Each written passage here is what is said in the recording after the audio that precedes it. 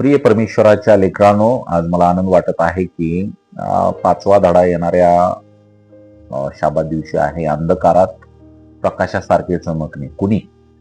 देवाच्या लेकरांनी. देवानं ज्यांना निवडलेला आहे त्यांनी.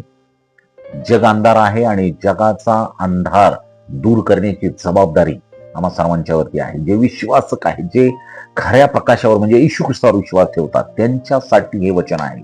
वचन असं म्हणतं, किती सुंदर असं वचन या ठिकाणी आहे बघा.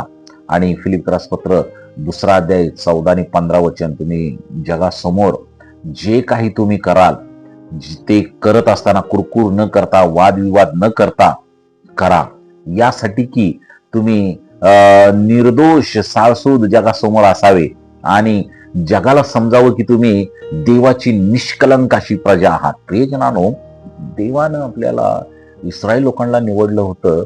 पूर्वीच्या इस्रायल लोकांना निवडलं होतं की त्यांनी जगासाठी देवाचा प्रकाश व्हावं.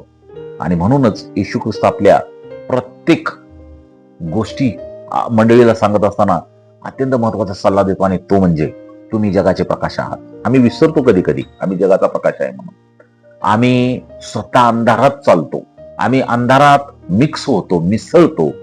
जगाचा प्रकाश होण्यासाठी सांगितलेली गोष्ट आम्ही विसरतो आणि आम्ही स्वतः अंधारात सामील होतो. प्रियजनानो, काय तुम्ही जगाचा प्रकाश होण्यासाठी तयार आहात का? येशू ख्रिस्त म्हणला, तुम्ही जगाचा प्रकाश आहात.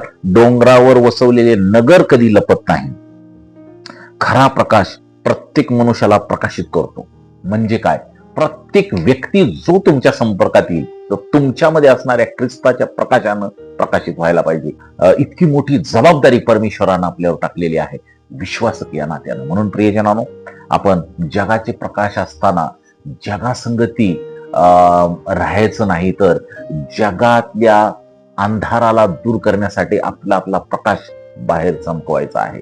हीच आपली जबाबदारी आहे आणि हेच आपण येणाऱ्या आठवड्यामध्ये शिकणार आहोत. सूर्यासारखे चमका, जगाचा प्रकाश व्हा आणि जगाला प्रकाश द्या. अंधारातून त्यांना बाहेर काढा, सैतानाच्या सत्तेतून बाहेर काढा, जेणेकरून प्रभूची सेवा तुमच्याद्वारे होईल. आणि हीच खरी आपल्या निवडी मागचं खरं कारण आहे. देवबाप तुम्हाला आशीर्वादित करो. परमेश्वर तुमची काळजी घेऊ. आमेन. आमेन.